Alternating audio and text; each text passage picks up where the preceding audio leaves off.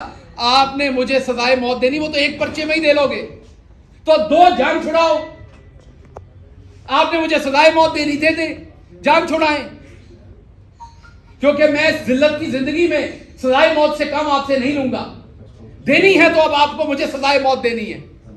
मैं अदालत से मांगूंगा कि मुझे सजाए मौत दी जाए, क्योंकि मैं इस जिल्लत की जिंदगी नहीं जीना चाहूंगा। जो आप मेरे माथे पे लिख रहे हैं, इस्माइल गेल का पोता गद्दार नहीं है इस मुल्क का। आप किस तरह मुझे, आपने मारा, मैंने गिला नहीं किया, मैं इतने महीनों से चुप हूं, क्योंकि इधर से उठाऊंगा अपना पेट नंगा होगा। मेरा मुल्क है ना, नहीं बात की मैंने, किसी ने कहा डर गया। आपने देखा जो आपके पास 1 घंटा 2 घंटे रहे, उन्होंने बाहर आके क्या किया। मैं 16 दिन रहा आपके पास, मैं चुप हो गया। सब्र है हम लोगों में, हम गांव के लोग हैं, हमें बड़ा सब्र है। हम लगे हुए जख्म भी माफ कर देते हैं, बहुत सब्र है। लार्जर गुड के लिए बहुत कुछ करते हैं हम लोग। मुझे पता है मेरे मुल्क को इसका नुकसान होना है। मुझे मेरी यूनिवर्सिटी ने कहा कि बताओ यहां किसको लिखना है।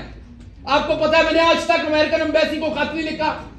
मेरी बीवी वहां बैठी है, मैंने उसे मना किया, आपने किसी को ईमेल नहीं करनी। यहां किसी को जुकाम हो जाए तो ये हर फॉरेन जो कोई एनजीओ को लिखते हैं, यूएन में लिखते हैं, कहां लिखते हैं। मैंने अपनी सारी फैमिली को मना किया कि नहीं लिखना। इंसाफ पाकिस्तान में लेना है, पाकिस्तान को बाहर बदनाम नहीं करना।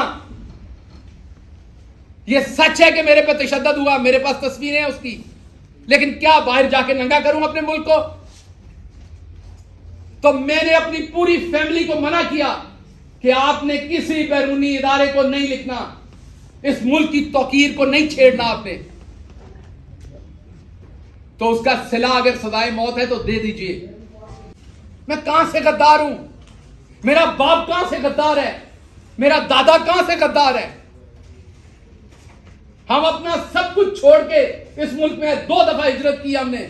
मेरा दादा सब कुछ छोड़ के आया, मुझे मौका मिला, मैं दुनिया के सबसे सुपर पावर में गया, वहां की सबसे बड़ी यूनिवर्सिटी में गया, मैं टॉप सैलरी ले रहा था, अपने सारे मटेरियल ख्वाब जी सकता था, सब कुछ छोड़ के, अपनी फैमिली वहां छोड़ के मैं यहां आया। मुझे सबने मना किया, मुझे पछतावा नहीं है, मैं इसकी कीमत दे रहा हूं। लेकिन आपको बता रहा हूं, ओवरसीज पाकिस्तानियों को बता रहा हूं, आपको यह बुखार नहीं होना चाहिए। मैंने आज रांझा साहब को बताया, इनको भी बड़ी चुल है यहां सियासत करने की। मैंने कहा आपको यह बुखार नहीं होना चाहिए, चुप करके वहां अपना काम करें, पाकिस्तान की मदद करनी, वहां से पैसे भेजे बस। खबरदार, आप मिडिल क्लास के लोगों ने सोचा कि आप सियासत करके इन वडेरों के बराबर बैठ सकते हैं, क्योंकि मैं इनसे डरता नहीं था, मैं बराबर के जवाब देता था, मेरे अंदर खौफ नहीं था। मैं इन वडेरों की औलाद को बराबर टीवी पे टक्करता था।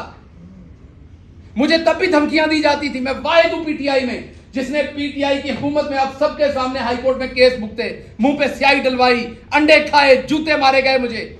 मेरी अपनी हुकूमत, मेरा अपना चीफ मिनिस्टर, मेरी अपनी पुलिस मुझे प्रोटेक्ट नहीं कर सकी तब। क्यों? क्योंकि मैं मिडिल क्लास से था। यहां आप किसी और की हुकूमत में किसी शहजादे को हाथ लगा के देखें, ऐसी की तैसी आपकी। गरीब को तो ऐसे उठाते हैं, गरीब को तो ऐसे उठाते हैं, मिडिल क्लास के बंदे को तो ऐसे उठाते हैं जैसे उसका कोई हक ही नहीं है। एफआईआर देते हैं, मैं देखता हूं उसमें जो दफात लगी हुई हैं, इतनी तो जमातें नहीं मैंने पढ़ी सारी जिंदगी में जितनी आपने दफात लगा दी मेरे ऊपर, और मेरे बयानों को अपनी मर्जी से तोड़ मरोड़ कर पेश किया।